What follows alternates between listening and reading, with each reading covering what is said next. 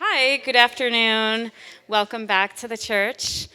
We all appreciate all of you being here, especially today we have the fiercest competition, which is beautiful weather.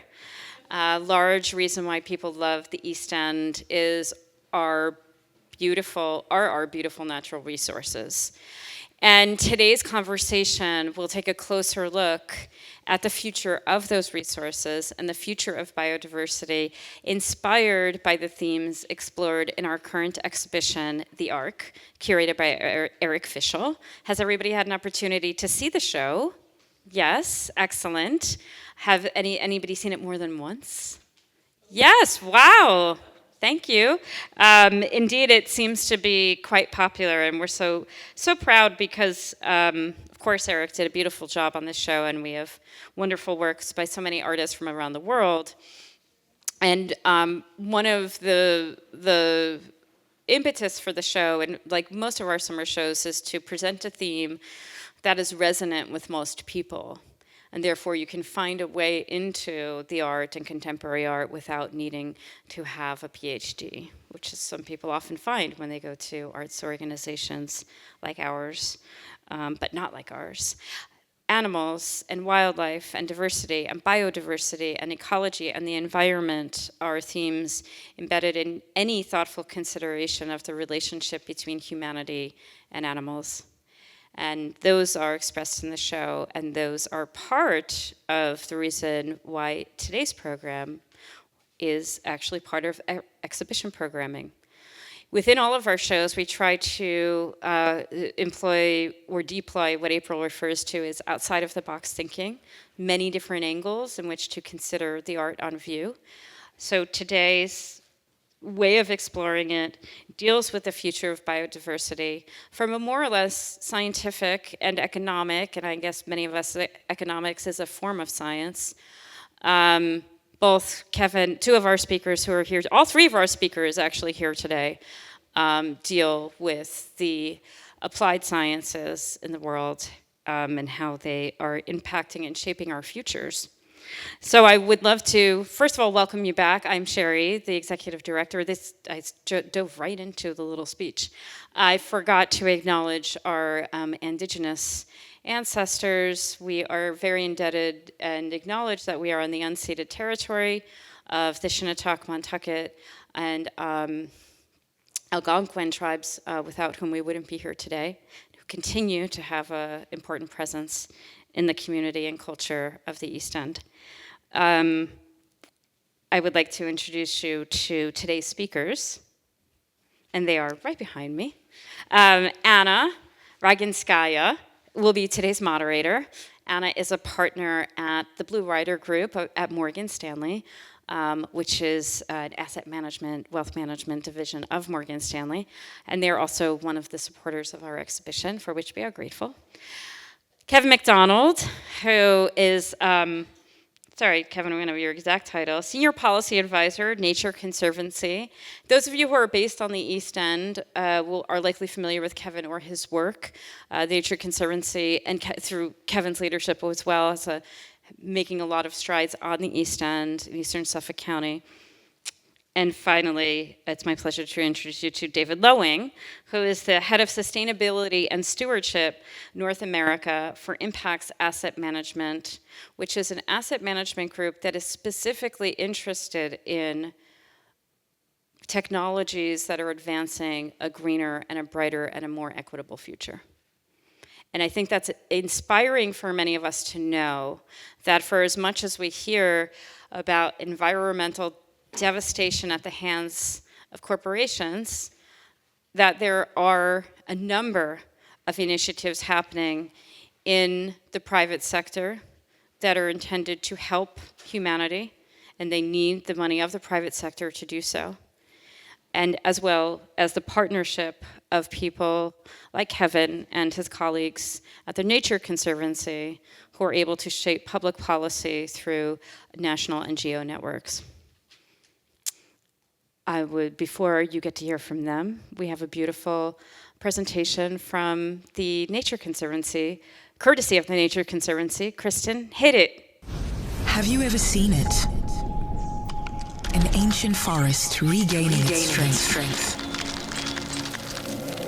A majestic bear free to roam the ice. The rainbow of a renewing reef. Have you ever heard it? Winds return to the sanctuary. A dance toward home reborn. The thunder of hooves as grasslands regrow. When we give nature a chance, it comes back stronger.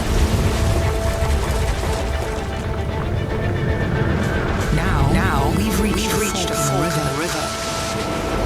One direction leads to catastrophic climate change and the loss of life as we know it.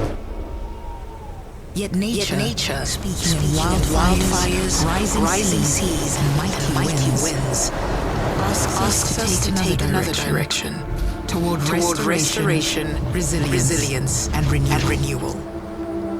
Since 1951, the Nature Conservancy has stood to protect and preserve nature in all its forms. And today, the stakes have never been higher.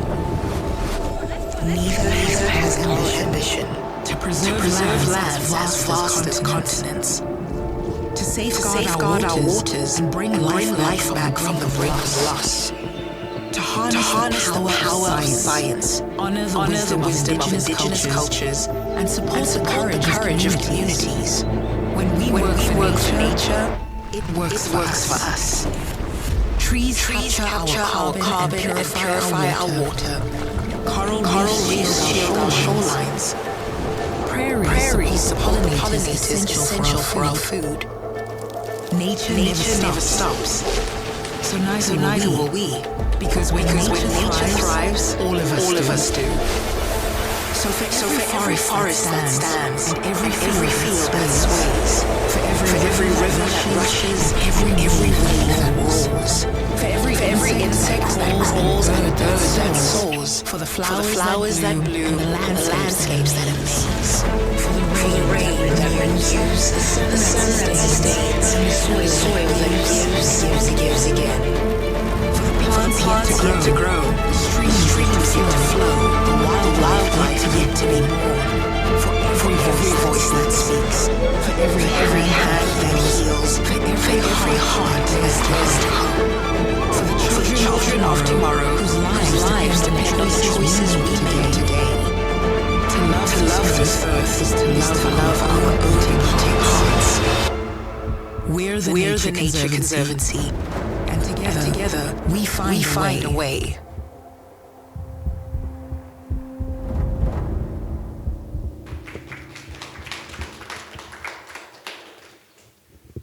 So thank you, Sherry and the church, for giving us the opportunity to expand on the really beautiful themes that this show sort of draws up and connect them to our broader world we live in a really interdisciplinary way. That's our focus today. So we're looking at the role that individuals can play as investors, donors, and community members in helping to advance a more biodiverse future.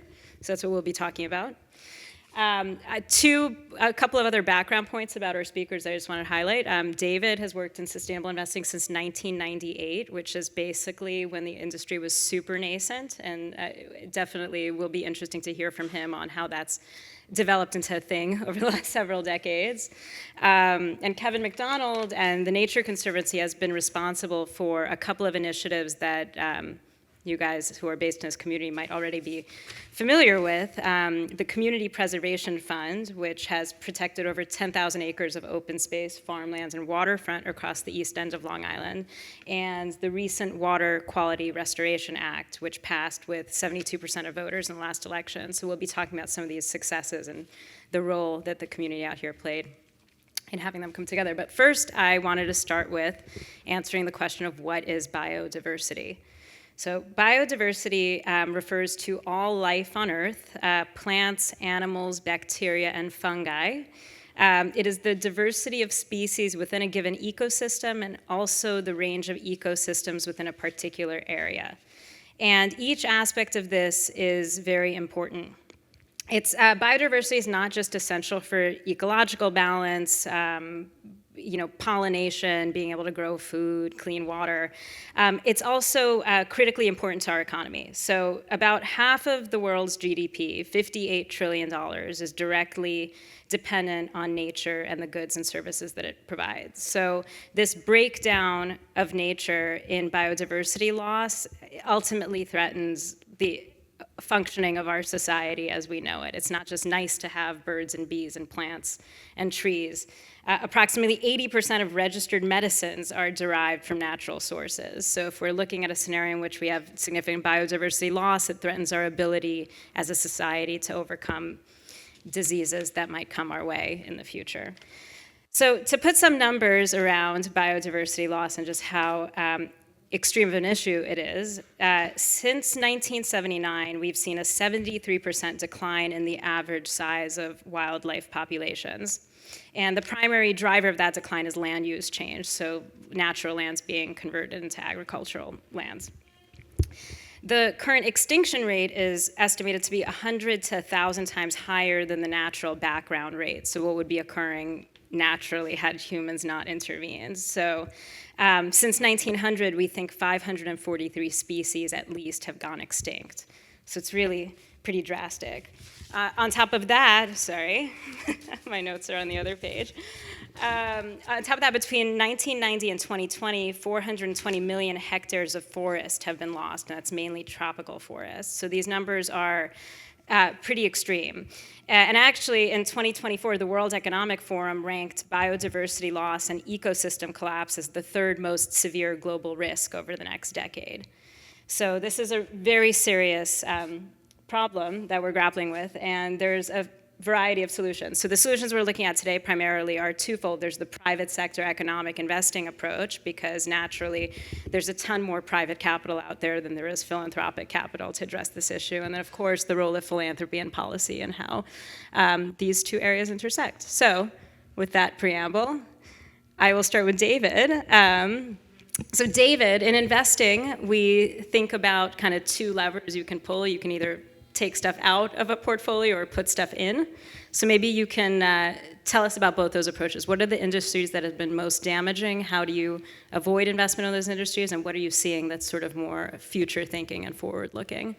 And how does Impax approach it? That's a really interesting question. So yes, there are ways that you can sort of reduce your risk in a portfolio by removing some of the largest contributors to biodiversity loss. And there are some ways that perhaps you could potentially benefit, not by increasing biodiversity, but investments that could help protect biodiversity to prevent some of that loss. Because as you noted, Anna, there's so much of our economy is dependent on biodiversity. So what are some ways that companies can help promote that? And so it's a mix of the two. We want to be sure that we're not investing or exposing our investors to investments in their portfolios that would have that increased risk of biodiversity loss, and particularly the companies who are unaware of it and are not doing anything to manage it, but also hopefully position those portfolios to take advantage of some companies that are coming up with some of those solutions. So the companies that are making products or offering services that can provide some of that protection. So that's the balance that we're looking for, and we're trying to do it within the bounds of managing a portfolio, which is extremely important. The purpose of the portfolio is not just to protect biodiversity, but it's to do a lot of the things that we all need to do in life. So trying to work within those three bounds is what we're trying to achieve. Can you maybe give us some specific examples of like both the industries that have been most harmful? I mean, there's maybe the obvious ones. I think people think of oil, but tell us about the origins of the problem, but also maybe some of the more interesting solutions. Yeah, so oil, I think, is one of the most, or the energy sector is probably one of the most obvious ones because of its contribution to climate change, and climate change being sort of one of the cofactors or the exacerbating factors that we had talked about a week or so ago, because it really accelerates some of the issues related to climate change loss. But there are other ways, other industries that are also exacerbating that loss. One of them is agriculture. So much of our agriculture now comes from just a select number of crops. That trend towards monoculture exposes us to a lot of risk. And so what are the ways that companies can, and we as consumers, can think about how do we diversify the crops that we use, making sure that they're the sourcing programs of these companies in the agriculture sector are mindful of that, and changing some of the practices they do that really accelerate that trend towards biodiversity loss. There are other ones, thinking about the utility sector. A lot of utilities, there's providing water, but there's also taking the waste away from throughout municipalities, private homes, et cetera. And if that water or that waste is untreated, that has significant negative implications for biodiversity and how it can be very harmful. The town where I live, in Portsmouth, New Hampshire, our town reached a consent decree with the EPA about 10 or 12 years ago. And part of the issue there was that the city that I live in, they agreed to build a new wastewater treatment facility because we were putting too much untreated effluent in the rivers, and that was having very negative implications for biodiversity. So thinking about utilities, thinking about agriculture, thinking about other industrials, just pollution, people putting fertilizer on their lawns when they probably don't need to or shouldn't. That just runs off into our rivers and bays and creates algae blooms, chokes out the oxygen. There's so many ways. Don't get me started, actually. I'll just get going, and I'm sure if I pass the mic around, everybody would have a few examples to contribute as well. So there's so many companies and so many industries where they are negative contributors to that, and so part of the challenge is to figure out where that is coming from, but the other half of it is to figure out what can these companies do to change. That is incredibly important. We're not going to eliminate biodiversity loss by not investing in those companies. At some point, they need to, for all of our sake, to change how they do business. Kevin, do you want to respond to that, especially the issue of runoff? Well, I thought you were doing really well when you were going through all the litany of the challenges, and I'm like, how do you turn this around, right? So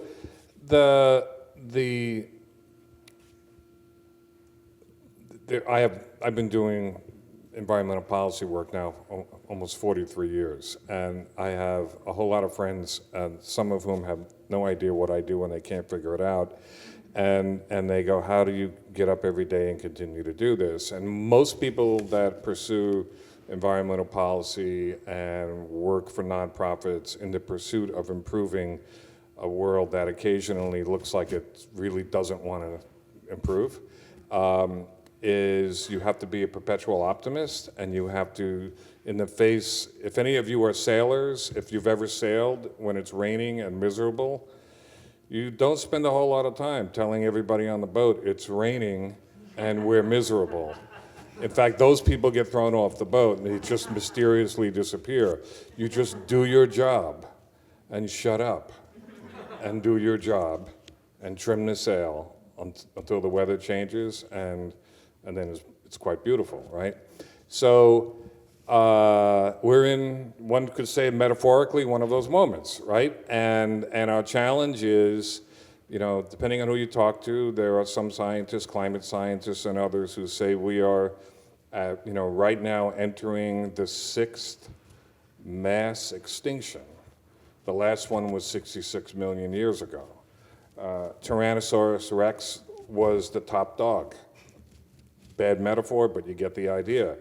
And so we have real challenges right now, and the Nature Conservancy, for those of you that know, or don't know, I should say, is the world's largest conservation organization. We are present in 70 nations across the globe. We support, thank you, on behalf of my colleagues and everybody else who work, but there's a number of nonprofit groups and a number of different nonprofit organizations in the environmental arena at the local level and the regional level and the national level and the international level. So I take the kind applause for our collective behalf, because it's the sum of all those efforts at the local level and the bigger level that is much of the progress that has been made was people arguing for another way, a third way, a better way, that we did not have to live in a binary world where it was this or that. There were other solutions. So should I take this as my cue to talk about some? Sure, and maybe if I can guide you. Prompt me, I go think ahead. one of the areas that I'm most interested in is this like kind of cross-sector work. So ways in which you as a philanthropy are maybe leaning on to private markets to accomplish your goals, and similarly for David, when you have a chance to respond, how policy and maybe solutions that are coming out of the research and public sector. You want him to go first? We're staying with you. Okay. But So, we were talking to each other about how we thought this was going to go, and I hope it's going as well as we imagined. But I appreciated, we all live in the world that we live in, right? And when we were having this discussion, it's like hundreds of trillions of dollars are invested in private capital all across the globe. And I just worked on a ballot measure that got approved by the voters last November, and it's committing $6 billion. I felt really good about a $6 billion commitment at the local level, and it feels kind of puny against hundreds of trillions of dollars of private capital being invested across the globe, because that's what's driving everything. So the Nature Conservancy, as a strategy, and Rockefeller Brothers Foundation sort of, I was told, coined the term of impact investment with an emphasis on environmental and social, but primarily environmental. You can correct me if I'm wrong on that. And the way that kind of works is, the Nature Conservancy is the largest global conservation organization. We have a lot of acquaintances and friends in private finance and in others. So we put together a group called NatureVest, which is a nature-centered investment partnered organization to look for the intersection of private investment with a return and doing better for the environment and filling a niche or an opportunity that the market may not have gone to on its own. So, and then the last point I'll make that I sort of been my forte over the last 40 years is, if the public isn't in the arena representing its interest, most often the private sector is not in business to look out for the public.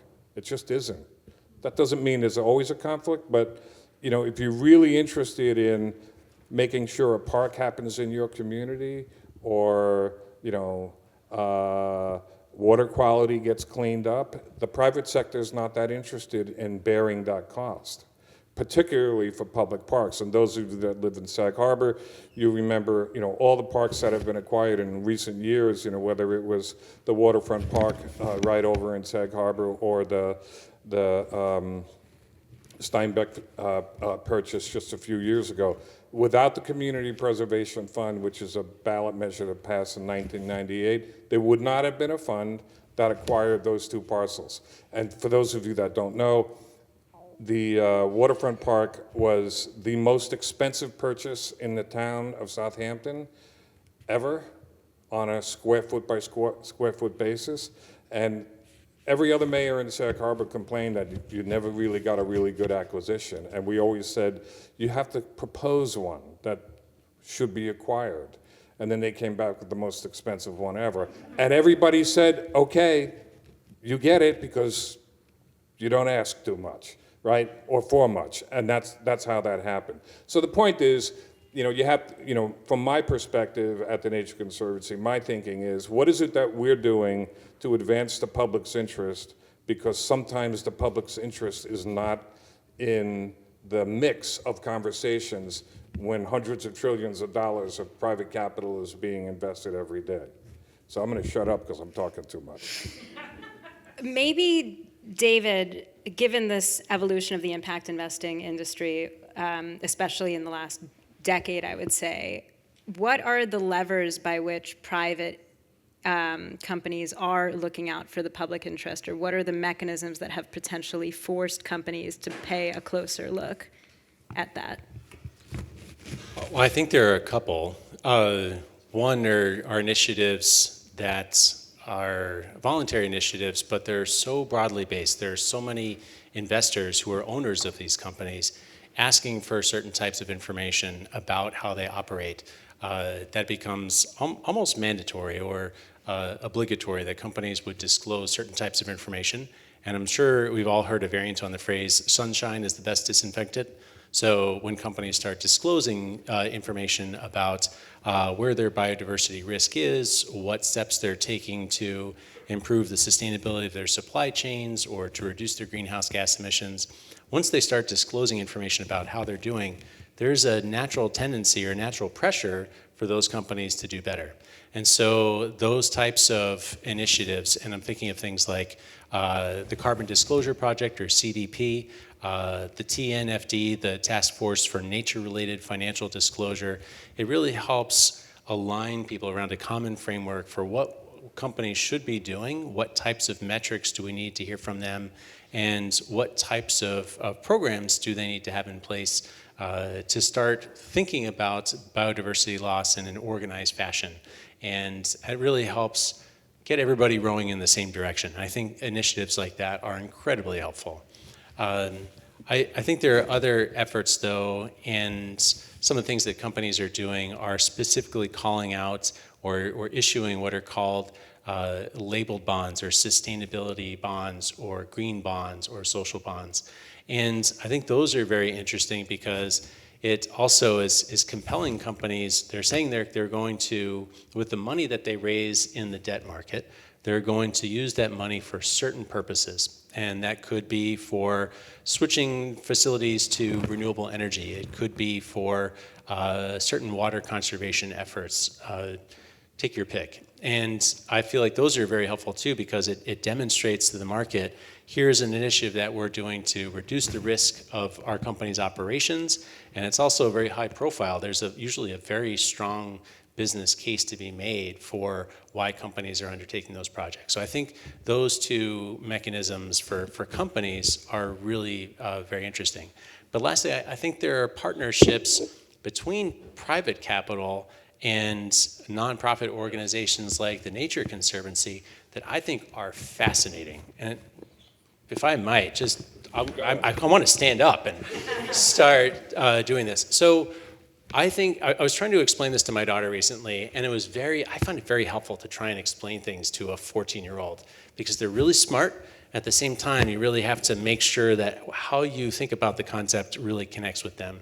And I said, so there's the idea that if you're a nonprofit, she was saying that if she had $100 or maybe it was $1 million, that she was going to buy lunch for every kid in her school for years.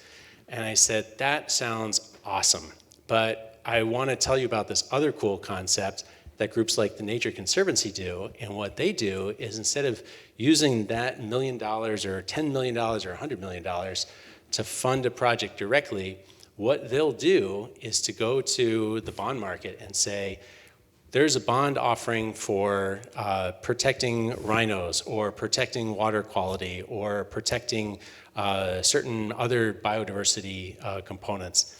And instead of us investing our $100 million into it, we're going to use that $100 million for what's called credit enhancement. So it says, if anything goes wrong with this project, we've got your back. We're going to pay you and make you whole.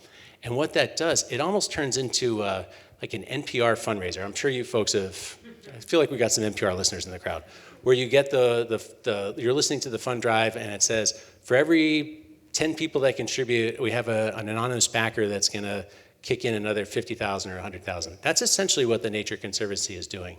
So instead of that 1 million or 10 million, that 1 million or 10 million is a credit enhancement, and that it tracks the investment of tens or other hundreds of million. So you have capital that's sitting on the sideline not doing anything related to biodiversity protection, and the Nature Conservancy has come in and leveraged that and turned it into a 10x or a 50x or sometimes a 100x investment into biodiversity that they wouldn't have been able to do themselves. One of my colleagues, so Nature Conservancy has this concept called NatureVest, and it partners with private capital firms, and we put deals together to do much of what, this is unscripted, by the way. We actually This is like happening organically. And we did just what you described, and we also have people who, because we have different relationships, right? So people will say, I'll put $10 million into this and hope that you guys, A, don't screw this up, B,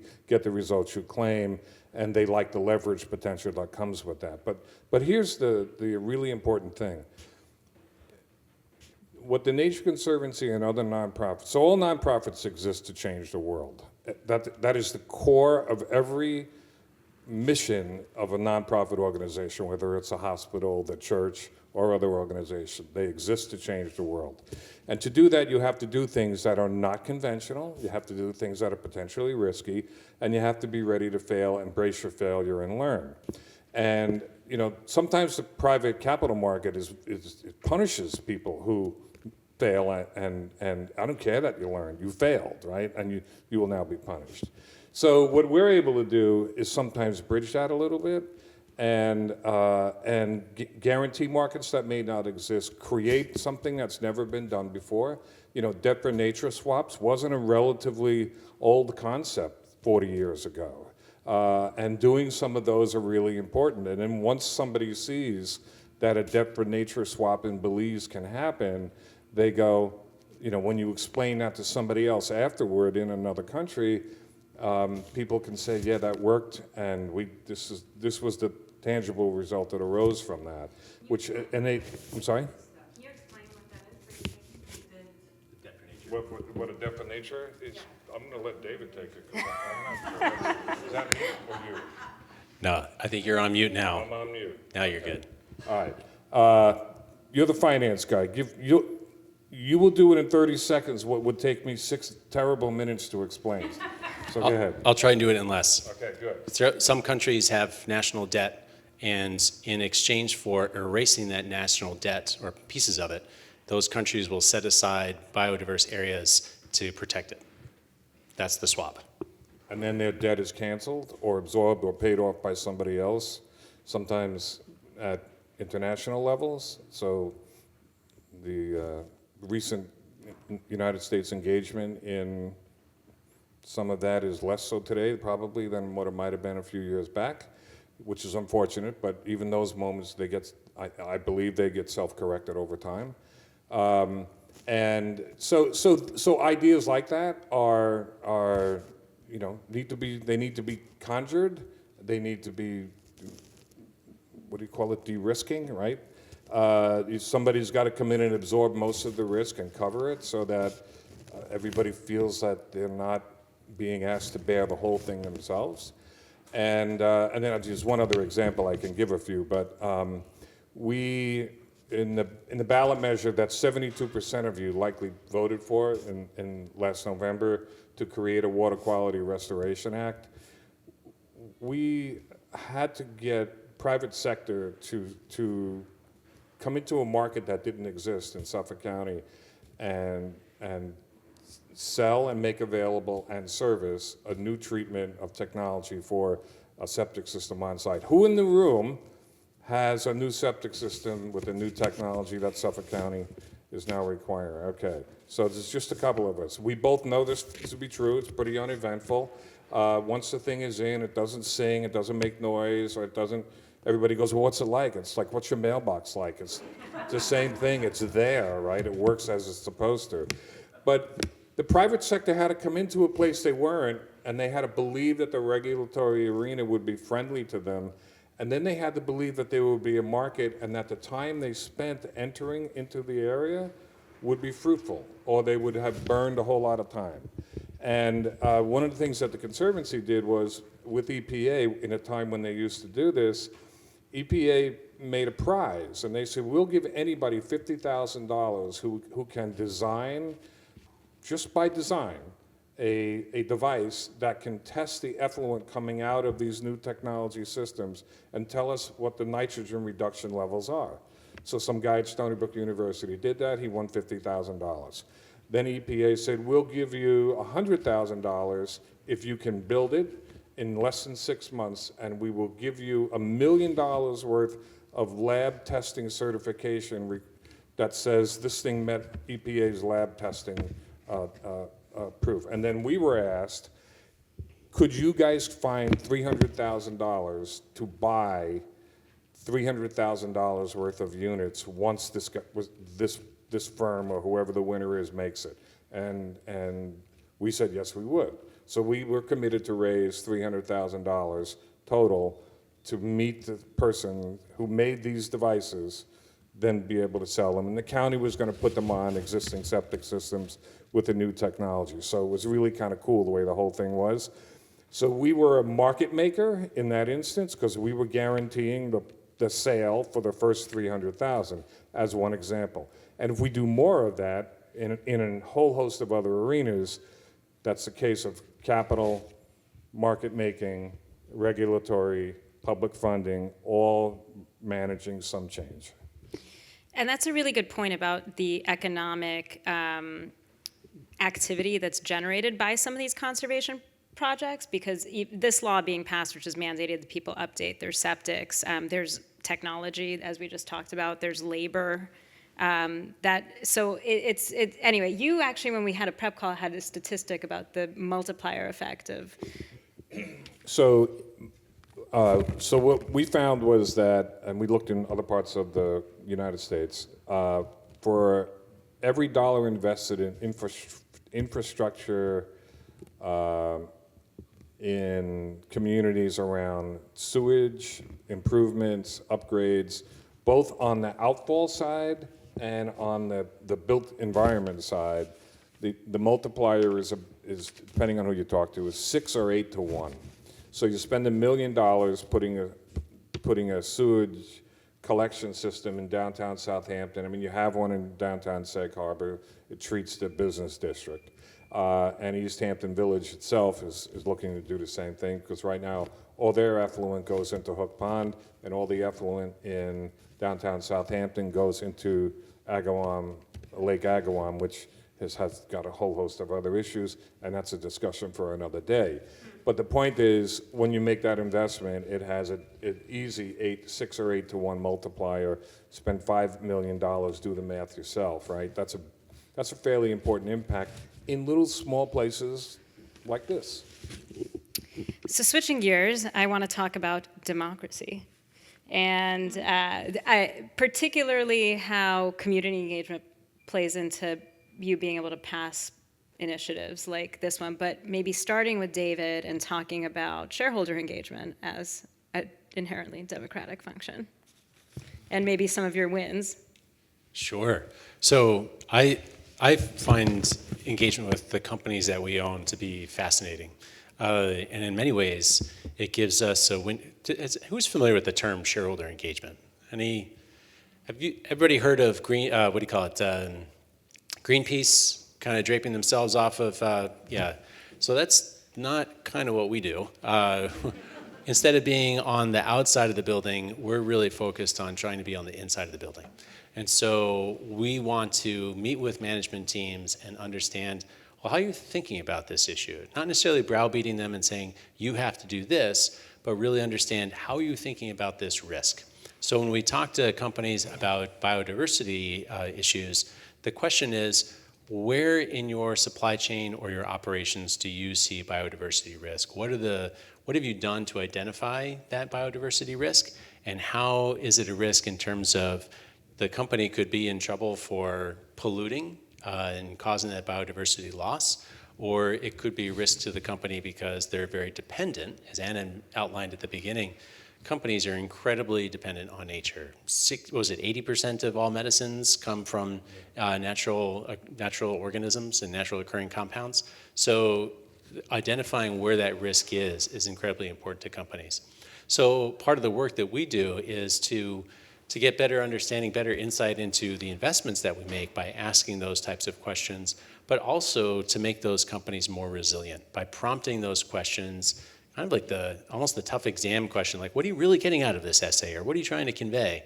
It's a matter of getting companies to act, to think about how they're going to be more resilient, and what are the mechanisms to make them accountable to those types of commitments.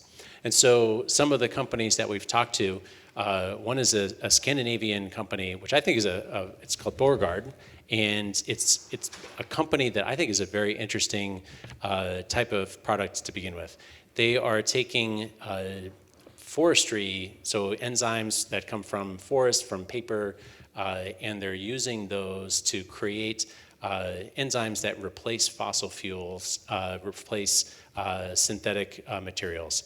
And so you have what essentially are specialty chemicals that are coming from a biodiversity or renewable resource, and they're not containing any of the toxins that you would get from a fossil fuel or a synthetic source. So that solution unto itself is very interesting. But there's no perfect company, and this is a great example of it. They're very dependent on forest as the feedstock to make all of those enzymes, those specialty chemicals. And so the question for this company that we asked was really twofold. One was, what are you doing to protect your source material? How are you going to make sure that you have the input, the feedstock, to continue operating as a company? But the other one was, there's chemicals. It's not like it's bio-based and it's all good. Sometimes it can be pretty nasty stuff. So what is that company doing to reduce the amount of pollution into the environment? And so that type of conversation, we didn't come away with the company dramatically saying we're going to stop all this immediately. But the win was really the company agreeing to sustainably certify all of their forestry purchases going forward, and to really do a very comprehensive mapping about where other biodiversity risks are in their supply chain. And so when I say that, I realize I also have to make a plug for the phrase like, I don't know, incrementalism is awesome or something like that, but it's really important stuff. You probably didn't read about that in the headlines of the New York Times or something like that, but it's those small incremental steps that we think are incredibly important for investment perspective, but also for forward progress on protecting biodiversity. Is that a U.S. issue versus a European issue? In other words, are European companies rewarded in some other way by adopting a business model like you just described, in contrast to, let's say, here? I think that in terms of companies being rewarded with additional business or being set apart from its peers, that's probably challenging. But I would say that, like, the issue of climate change is a worldwide issue, and there are companies that we were talking earlier, say an agricultural company like, I don't know, take your pick, ADM, ConAgra, whatever they might be. And because of issues of climate change, and it's not just warming temperatures, but it's more periods of severe drought, periods of dramatic and significant rainfall, it really wreaks havoc on agricultural supplies. And so for those companies, it's not that they're being rewarded for taking these steps, it's that they are making themselves more resilient by thinking about how, if they don't address this, what is the risk to their business? And so I think that's a universal thing where it applies to US companies just as much as the European or Asian companies, whatever it might be. Thank you. Yeah, sure. Do you want to talk about building a coalition to get some of these? So,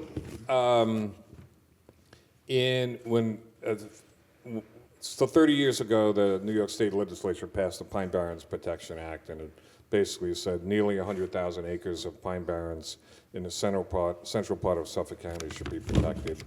And at the time, the model was anybody came in for a subdivision in 3 towns, the parcel got chopped up, the parcel got developed, and it looks like most of Long Island, right? So the nation's first suburb was on Long Island, and most of that first suburb ate most of Long Island. And so when the whole Pine Barrens battle was going on, between a number of environmental groups that were litigating the 3 towns. Make a long story short, the state legislature stepped in and said, we're going to create a core protection area of 50,000 acres in the center of that area, and you can't develop.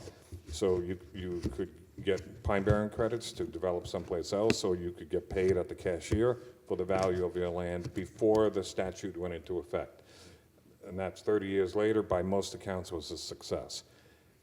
Everybody who was litigating, builders, environmental groups, civic groups, towns, everybody's yelling and screaming. It was classic failure of the system. No one knew what to do. Everybody was yelling and screaming, and that was normal. That was going on for 15 years, 10 or 15 years. And finally, some leaders in the state legislature at the time, Tom DiNapoli, Ken Laval, if you still remember him, he used to be the senator from this district, and Fred Thiel, everybody still knows Fred Thiel. And they were involved in this, and we basically made a new model. And who were the people in the room that were discussing how to do this new model? It was some towns, the county, state legislators, developers and builders that owned the land, community groups, environmental groups, and we were many, let's just say most of them didn't like each other because they had been litigating for 15 years. And I know that none of you believe this, but there's a belief in the rest of the non-environmental world that all of us are the same, and that we all, like get on a Zoom at the end of the day and we take marching orders from, diabolical people, and we all get up the next day and do what we're told. That's not true, right? But some people think that's true. And anyway, we get this bill passed. Most of the builders were reasonably satisfied with the compensation that was paid. They were satisfied with some of the changes in zoning that happened that allowed them to use development rights. And what we found, and I'm sure some of you who are civically engaged also find this, when you work with people that you don't sometimes work with, and you find out, A, you could tolerate each other, and some of you actually liked each other, you work with them again. What a concept, right? So some of the people that worked in the Pine Barrens Protection Act became the core group of people that implemented locally the Community Preservation Fund ballot measure that passed in 1998. So Pine Barrens Protection Act passes in 93. The Community Preservation Act passes in 1998. There was another measure that passed in Suffolk County in 1999. That was equally big deal. I won't get into that. And then because we all like, hey, this really worked, there's still a core of us that are around. Most of us have hair colors like this now, but we were still around enough to get the Water Quality Restoration Act through the state legislature, through the county legislature, to the voters last November, and it had farmers, bankers, community groups, many of whom don't really work well together, but somehow they understood the bigger picture here. And occasionally people go, hey, you know what, that was Harvard Business Review referred to it as a hot group. This is a group of people that worked for a discrete period of time where everything worked well and everybody knew it was cool and it was a wonderful thing to be part of. So it's like, you do that once or twice in your life, it's pretty good. If you do it 4 times, you really nailed it, right? So the whole, and people go, well, how did that happen? How did you do it? How did it come together? And those of you that, were involved, even with the church and getting the building acquired and then building the community group around it, it all requires conversation. It all requires lots of cups of coffee with people, and sometimes, if later in the afternoon, maybe a beer, right? And you talk to people, you invest time with them, and you ask them to join something that's bigger than themselves. And most of the time when people are asked that, they want to be part of it. And that just takes time. So maybe to kind of transition to Q&A, I want to end with a more positive statistic. So there was a study that came out in April of last year in Science magazine that looked at metadata for 186 different conservation projects around the world. And the study basically found that overwhelmingly conservation is a successful endeavor. So 66% of these projects either halted the decline of biodiversity or helped improve biodiversity in the areas in which they were operating in, which is really a testament to the fact that if we can get the political willpower to get these projects initiated, there is sort of a way out of this predicament in which we found ourselves.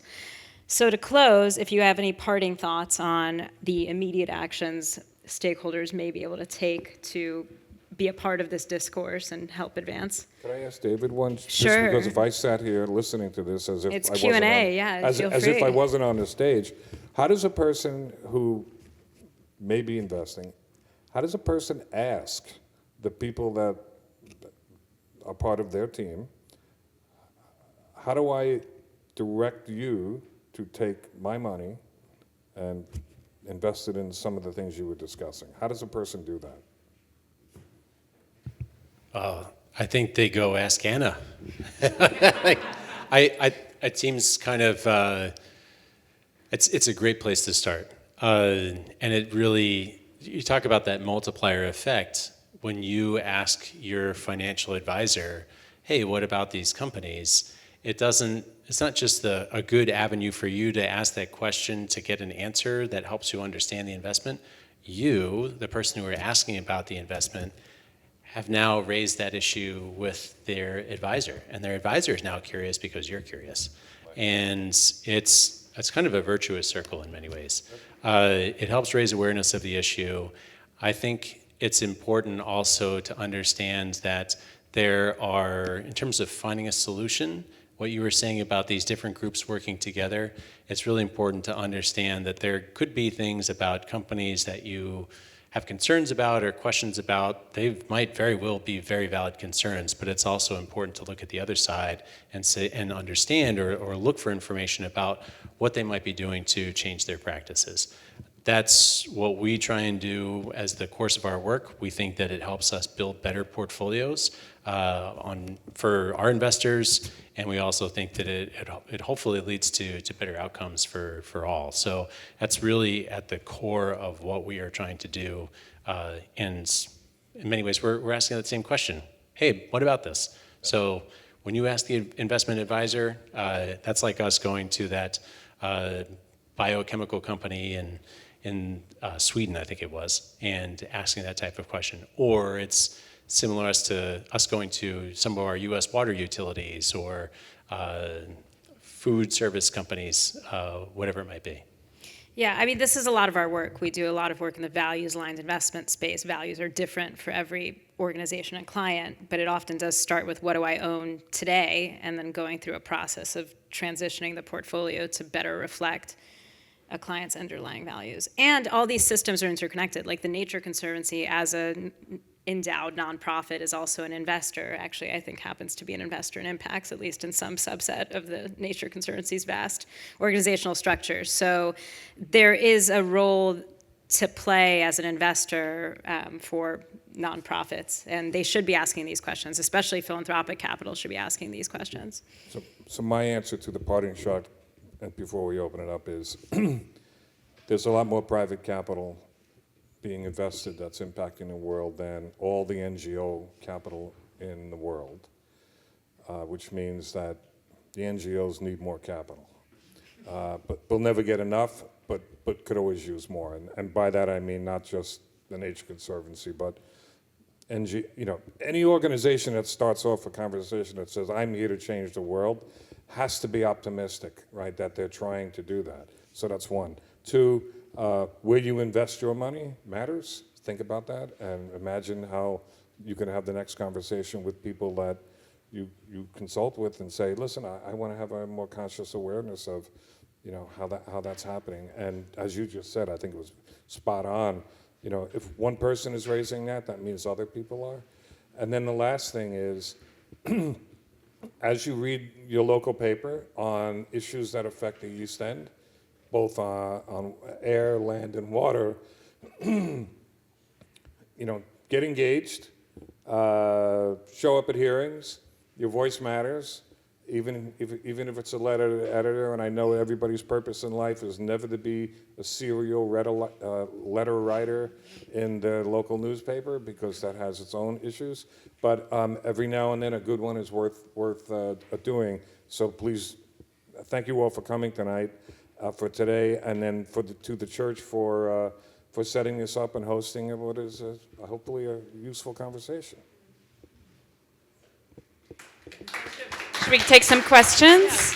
Great. And also we are going to ask you to join us for a casual reception after the talk, where you'll get to meet our speakers intimately. It's going to be right out that door there.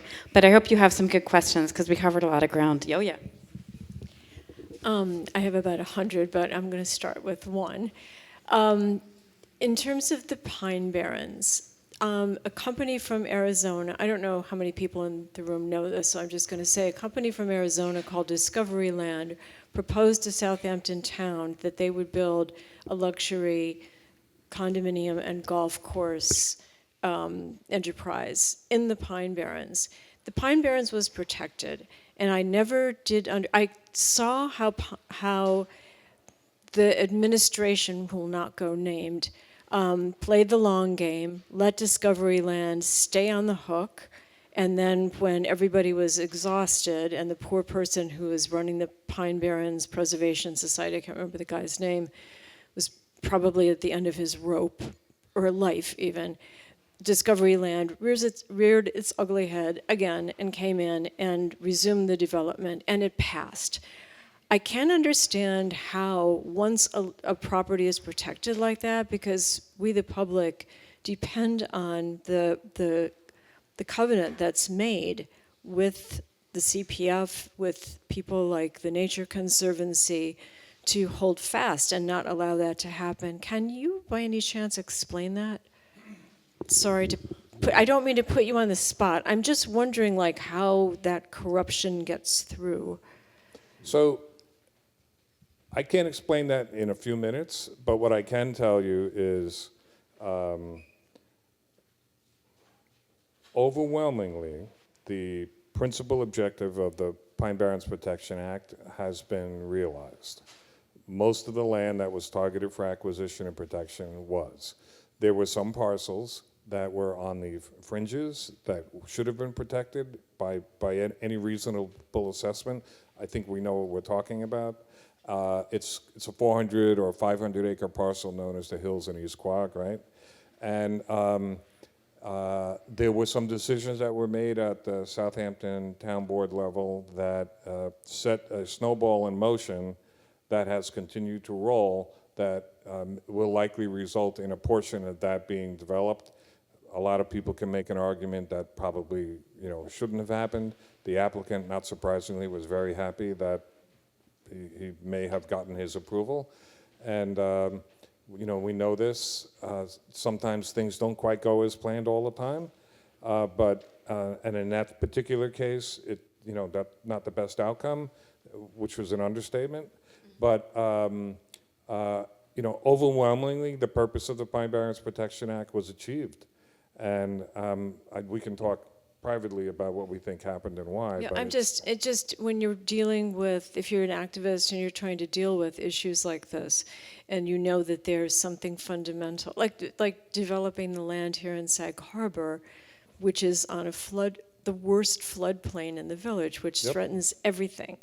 And just even countenancing that blows my mind.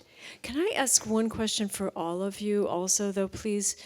In the case of something like Roundup, which is still available and people are still using it, most of the appeal that environmental groups have to make to the public is in terms of natural resources. You're going to need this to cure your cancer or add to your longevity or something like that. That's how it's pitched, rather than an innate quality of life that other species deserve, et cetera, et cetera, et cetera.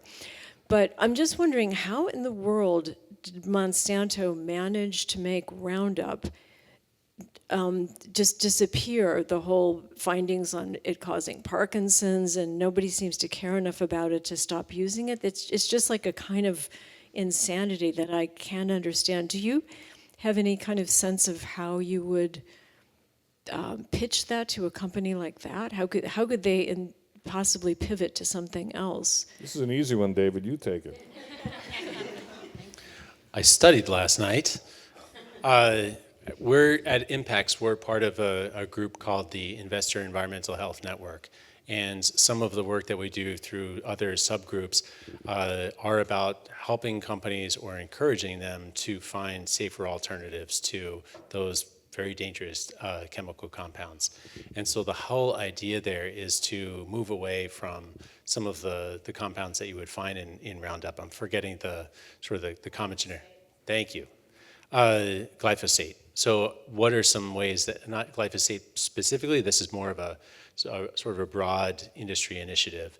And so it's very much about encouraging companies to think about how some of these chemicals, these forever chemicals in particular, what would some of the alternatives be, and to really focus on their development. But there's, I guess from our side, the companies have so many resources or avenues available to them. And one we just talked about with the Pine Barrens is sort of the companies and their intellectual property and their right to do certain things. So I think it's important for people who are very much against the production of those to use all of those avenues. We as investors, we're thinking about it from a risk perspective, but we can't be all of the answers to it. But I guess that would be part of my answer. We're very much part of the groups that are suggesting that companies look for alternatives, connecting them with experts who are chemists, PhDs in developing these alternatives, and really focusing on that as being a better business choice for the long term. Greater demand for those products because they're going to be safer and they're going to be fewer negative externalities that affect all other industries and all people near where it's manufactured and where it's used. Do you want to add anything to that, or? I thought that was good. I mean, what you just touched on is one or two specific examples of why this is hard, right? And it's just hard. I mean, there's no way to sugarcoat it, right? So, to the extent there are alternatives, and alternatives are alternative. I mean, the best way to make, for me, the best way to make something not happen anymore is to find a better alternative that meets the same basic need, and then let the better product that the public has higher confidence in no longer be something that they have to tolerate. I mean, my personal preferences, I don't have any of that stuff around me, and if anybody asks, I just tell them, let's go read on it, Google it. It should be sufficient to dissuade you from using it, buying it, or letting your children or pets anywhere near it. Well, white vinegar apparently works just as well, but is that Understand. I didn't say it was easy. Hi, I think this might be a little more for Anna and David.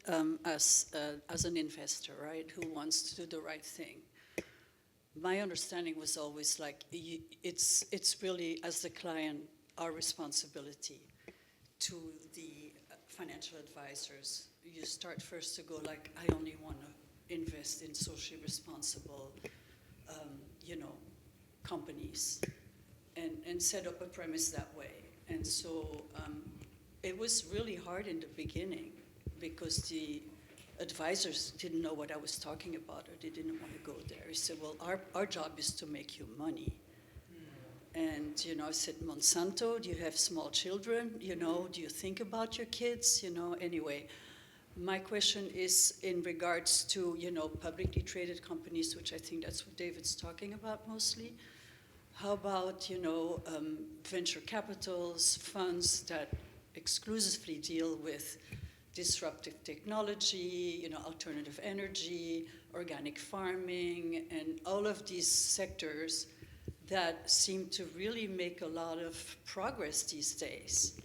And are actually, some of them are doing really well, so the premise of, it's got to be only like the big names that make you money, I think it dissuades a lot the public of actually listening to their own heart and their own soul and going, well, excuse me, yeah, what do you mean?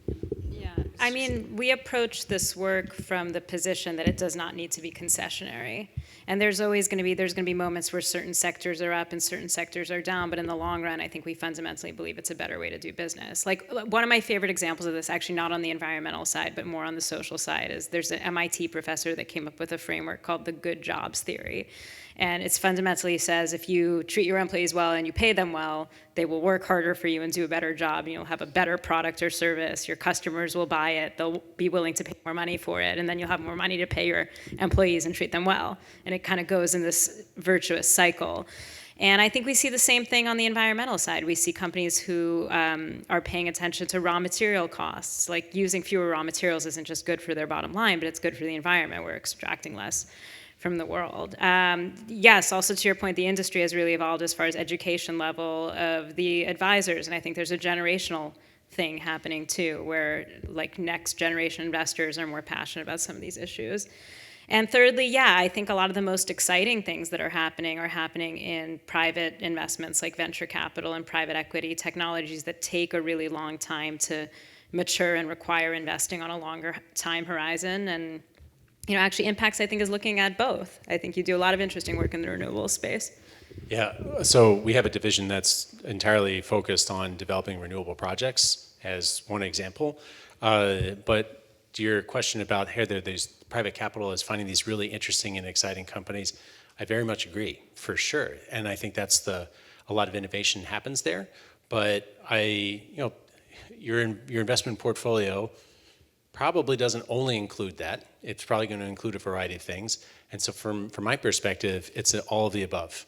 And so what are the companies that are publicly traded, perhaps some of the bigger ones, perhaps some of the smaller ones that are doing these things, that are inventing technologies? Maybe they're not as, catchy as some of the things that come out of private equity, but they're incredibly important. That's company I was mentioning earlier about the specialty biochemicals. That's a very interesting idea. It tends to be on the smaller side. So, and in fact, that's how we're organized at Impax. We have some strategies that we call our specialist portfolio, where a meaningful portion of their revenue, 50% or more, comes from these environmental solutions. And so these strategies are exclusively focused on those types of companies. But then you have other portfolios where there's still a focus, where any company in certain portfolios of ours has to be 20% or more of the revenue comes from these specific solutions. And yes, it's not the 100%, the knock the lights out thing, but they have a role in a portfolio where you want to be focused on certain solutions, but you need your portfolio to do other things at the same time. But you still understand that one of the key drivers, one of the ways that they're going to grow, is by producing these sustainability solutions. So there's clearly a need. I think everybody out here is probably walking away from this panel, if you didn't already walk in, is thinking we've got to do more. Companies and society need to get together and figure these things out and work together to do it. And as part of it, our investment thesis at Impax is that the companies that have those solutions, a lot of them will benefit because there's an increasing realization that we need to do something. And I need to do something, and if we don't do something, a lot of the ways that we live and the business that we do just can't go on. So there's a double-edged sword there. Sure. More questions. Did you want to ask? I was going to question. Did you have a question? I did. You want to ask it? I will. Great. There's a blossoming new industry, data resource stuff, AI stuff, etc. I was in Arizona, in and around the Phoenix area, where they're building these incredibly huge plants to run, all the computers 24/7, with an enormous need for water and an enormous need for cooling systems, et cetera, to do it. And we're talking scale. I mean, we're talking these plants that are like a mile by a mile, just unfathomable size to it. And the companies have decided that to build in the desert was a really good idea. And I'm at a loss to understand how that actually works. But it's an industry that is not going to go away. It's going to become increasingly central to a lot of stuff, including investment moving forward. Some of it, as I said, on the surface seems ultimately unsustainable because the things the resources they need aren't immediately there, which means if they're getting water, they have to get it from other places. That's going to cause other problems. Those kind of things just sort of crop up as like obvious. But I'm just wondering from investment points of view, knowing that this industry is going to be something to invest in, how do you deal with some of the things that they're already setting up as ultimate problems? Any other questions? No, it's a very good question. Yeah, I think it's very important. I think that there's some things about AI that can be useful. I think about an Ezra Klein podcast that I listened to a little while ago, where the guest was talking about the mapping of the human genome and how it took a PhD student or candidate 4 to 5 years to map a single fold of the human genome. And with these AI tools that were constructed, was able to map all of it. What used to take 4 or 5 years, and at that pace would take a couple hundred years to finish, finished it in, I think, an hour or so. And so, but then the important part was what they did with it. And what they did with it was to make it freely available, particularly to researchers that were developing therapies for certain types of cancers, et cetera. So when you think of AI, I think it's important to consider the spectrum of what's possible. But you're right, there are these real negative externalities about the computing power and the capacity to do that type of work. And I think a lot of the environmental commitments that companies like Microsoft and Google and others made are really in question because of their commitment to become carbon neutral or potentially carbon negative at some point. There's a lot of tension there. I don't have the answers personally, but I am very curious, and part of the work that we do is to follow up with those companies and ask those questions. How is something like this going to figure into your overall solution? My husband, who you've met, actually teaches a class on AI and climate change at Columbia. It's a joint class between the School of International Public Affairs and the Computer Science Department. And it's actually a misconception how large the carbon footprint is of AI itself, like the running of AI. There's incredible potential for mediating the climate change issue through AI, just with various industries adopting it. Everything from like optimizing shipping routes to cut down on how much fuel, our, ships use when they cross the seas, using AI to figure out like the optimal ways of growing things, using AI to figure out how you optimize a manufacturing process to be less energy intensive. So I think we're sort of just at the early days of figuring out how we actually leverage this as a force for good. It wasn't the AI specific. A lot of these plants that are being built, some of them are AI based things, some of them are chip making, some they're whatever they are. It's an industry that requires certain natural resources in order to do it at scale, right? And that's actually what I'm curious about, because do they know something I don't know about why you would choose the desert when you need cold air and water? But maybe they have solar panels on the roof of those facilities, and that's how they're generating a lot of their energy.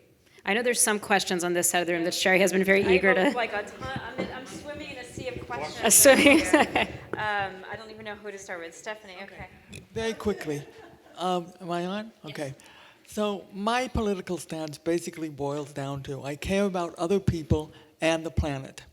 But that makes some people very angry. So I just found an article in the Atlantic Monthly, and the title of the article is How the Right is Waging War on Climate Conscious Investing. And BlackRock, all the major banks, Chase, WP Morgan, Wells Fargo are all pulling back from climate change investing. Can you respond to that? According to the article. You want me to go first? Yes. Okay. So, I actually believe in Martin Luther King's, general theory of social change. You know, the arc of justice bends. It bends slowly, right? And when I was talking to county legislators about, right now we have these septic systems in the ground, they're concrete rings. They're a step, and I mean a small step, over Roman technology. That's how far we've come in 2,000 years, right? Same concrete ring, we just buried it. They used to leave it open, pretty nasty, right? And then you go, and then some of them were all looking for reasons to do nothing. I mean, most of societal change is slow because there's a whole bunch of people invested in the status quo, whatever that is. So to the extent that some companies are pulling back, I mean, I don't have to state the obvious, but I will. Right now, anybody is, there's a whole lot of private investors that are very concerned about getting browbeaten by a certain individual who lives in a house that is sometimes white, right? And that house, they just don't want the fight. It's all about staying under the radar, right? But over time, I mean, the change is coming. My son is in, my oldest son's an engineer, he's an automotive engineer, and he said, EV is here to stay. It's not going away.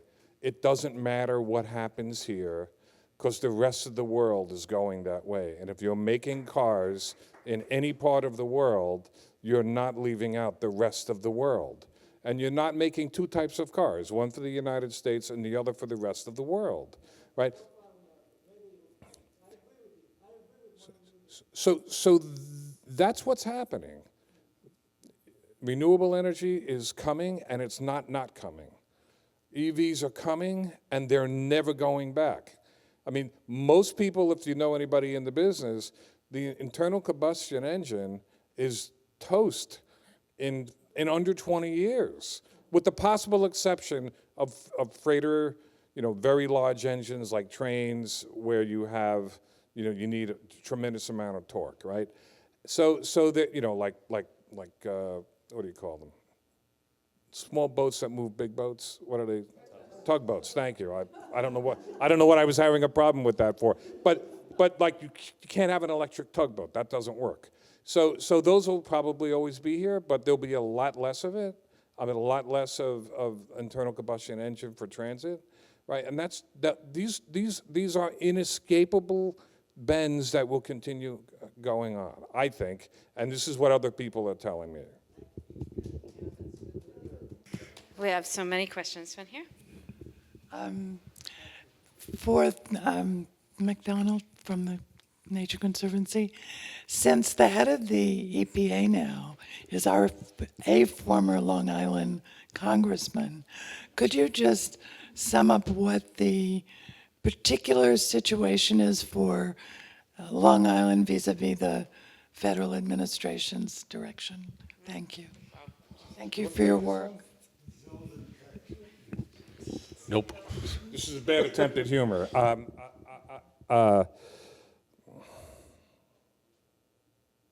So the Nature Conservancy is a pretty conservative organization, and how I answer this question is important, right? And so I think I'll say it this way. I know Lee Zeldin. I knew him in the state legislature. I knew him when he was in Congress. I know his staff. And he has a job right now that is pretty obvious what the job is, right? It's to be the most business-friendly EPA probably in the organization's history. And there is a crusade in the minds of some people to deregulate much of America to the extent that they can. And this is a segment of that portfolio. Those are sort of the factual assessment. And one of the things that we know, and I know this from other people that I've spoken to, business wants predictability and order and normalcy. And when the rest of the world is dealing with a climate crisis, and they're saying we want electric vehicles and we want lower carbon impacts and inputs, and you have multinational companies in the United States that are now trying to figure out what their product mix looks like, I think it's fair to say that most companies are probably just being very careful about the moment we're in, and they're playing the long game to the extent that they can, and they're not broadcasting, and there's, I just think they're trying to stay under the radar as best they can. And I think, I knew people at EPA. I have people I worked with for 30 years that were there. It's a rough moment. That's all I probably should say and could say, especially since it's being recorded. Thanks. Thank you, Kevin. And I'll have a private conversation with you when we're done. And I'll give we you have my real we're having a opinion. reception. You'll join us Especially- with drinks. We're going to have some. I think you enjoy having a beer or wine, right? Okay, so hello. First of all, I want to say thank you, and I wish this went on for a few days. This is fascinating, and I was just taking notes as we're going along. And something that floated up in my head, just what responsibility do you feel artists have for their work with regards to conservation projects, improvements in biodiversity and environmental policy? And as an artist, I know what I can do on my end and the power that I have, but you on your end, from your side, what do you see? What is the leverage? What is the work that can be done from the arts, spoken from you? I think that's why we were excited to support this show, because I think artists are in this unique position in society to shape public opinion on an issue. So I think it's important that artists are given platforms to be able to express ideas like this. I recently joined the board of a nonprofit in New York City called the Lower Manhattan Cultural Council. And we operate a space on Governor's Island, which is becoming a hub for climate activity. In fact, there's a project that's co-led by Stony Brook University called the Climate Exchange that will be coming online there in the next 5 years. It's a 400,000 square foot campus for climate solutions. So workforce, training, advocacy, et cetera. The organization I'm involved with is sort of like the art arm, or is trying to become the art arm of that broader initiative. And our whole residency and exhibition program is focused on artists that engage with climate change, because I think it's one of the, you can scare people with statistics, like some of the statistics I threw out in the beginning, but I think making the conversation one about fear paralyzes people from what they can actually do to address some of these problems. And I think artists can take that more introspective and potentially optimistic tone when they make work. I will add, just because we polled on this, fear and scaring people shuts them off. They just disconnect, because it's like, give me a break, I got enough to deal with every day, and now you're telling me all this. So what really, how to communicate to people and how to inspire them is you have to give them hope, and you have to give them choices, right? And when people believe that they have a choice that is an empowerment option, then they feel better, right? And again, understand the moment we're in. you could, everybody could check out and think about when they want to re-engage, or you could double down and say, I have to recognize the limits of what I can do in the moment I'm in and do my best. I'm actually going to impromptu call on someone who's in the audience, Carrie Lovelace, sitting in the back of the room, and have her tell you about her project's Visions 2030, which actually speaks exactly to this issue that was just brought up. Hi, thank you so much for this wonderful panel, and Anna, for doing such a great job. Yeah, speaking of hope and just what you're talking about the paralyzing quality of fear, at Visions 2030, we really believe in the power of the imagination to shape our future, and the power of envisioning where we want to go to. And I think we all often, as you were saying, deal with climate in terms of trying to, ring the alarm bells to get people to move forward and to take action. But at Visions 2030, we've created something called the Lumisphere, which is a three geodesic interconnected domes. That's an immersive environment that asks the question, what do you want the future to look like? So it sort of leads you through, it's designed by the people who did the Sphere in Las Vegas, so it leads you through this spectacular experience, and it actually induces you to envision your particular, eco-future. And then in the final chamber, through AI, you use a tablet and you create images of what your ideal eco-future is. And because the point is, you can't move unless you know where you want to move towards. So it's starting to kind of change that conversation. And then once people have gone through that, to give them tools and communities and actions people can take to move forward. So we're hoping to bring this to the East End. It's going to open in Rio de Janeiro at the Museum of Tomorrow in October. So thank you, Anna, for giving me that opportunity for the infomercial. Thanks. Can I just add one comment to that? So on our side, in the investment sphere, there are a couple of questions about the policy environments, the headwinds, certain times when there's tailwinds from that. One of the things that we try and do at Impax is to focus on the value or the proposition of the investment. And I think there are a lot of folks who perhaps are part of their chief investment office or their chief financial officer. What is the value of pursuing this project? And if it makes financial sense and it's good for environmental conservation or whatever it might be, that's the rationale, and that's what drives things forward.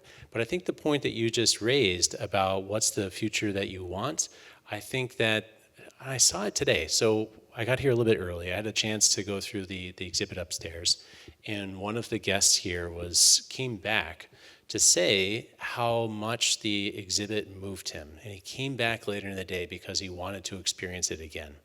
And I find that is the most incredible part of art. Photography is my medium. I love it.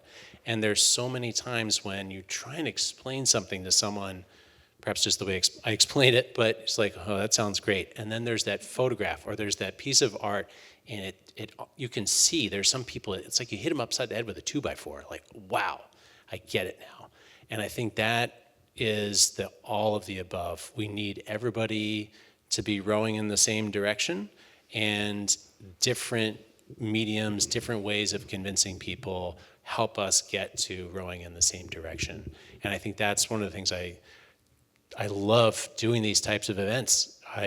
Coming here and speaking to folks who have this different perspective, it's just wonderful. I just think that's one of the big values of how the art community can be involved. So the other thing I would add, if I can, is just, and we know this from polling, the Nature Conservancy and others have done polling on climate change and how the public feels about wildlife and concern about climate change and how it manifests itself in neighborhoods with sometimes 13 inches of rainfalls in an hour. That never used to happen. Now it's really not a surprise. Former governor in New York had actually a very good line. He said, we keep getting a 100-year storm every 2 years. And so after a while you go, well, maybe those are the wrong names. Maybe we need different names. And so what we know is, and this is where sort of, I still have my own grounding in doing what we do, is The public really cares about their water, about their air, about the future that, their community and where they live and everything about it means to them, their family, and their grandchildren and their future generations yet born. And that is constant. It's been that way since polling began in the United States on environmental issues back 50 years ago, and it's no different today. And this is why, when we have ballot measures on land, air, and water conservation in New York and in Suffolk County and on the East End, they range anywhere from mid-60s to low 80s. So what do you know? The public is with you on your concern about general environmental issues. And the question then is, even in challenging moments, how do we continue to be the voice for the parts of the environment that have no voice, right? And how do we do that? And if it's done through art, or it's done through going to a town board meeting and making a demand on your elected officials to do something better, as you were talking about earlier, that's our job. Sometimes we win, sometimes we don't, but you can't ever quit, because quitting is the worst option possible. That is great. Hold on, we have, Yeah. What? Speaking Sorry? of quitting, Were it you might gonna say be something? time for us to Stop. get I off have the one stage. last question. Okay. I want to say thank you to our speakers, who you guys were all incredible. Anna, you did a fantastic job. Kevin, David, I feel so grateful for this conversation.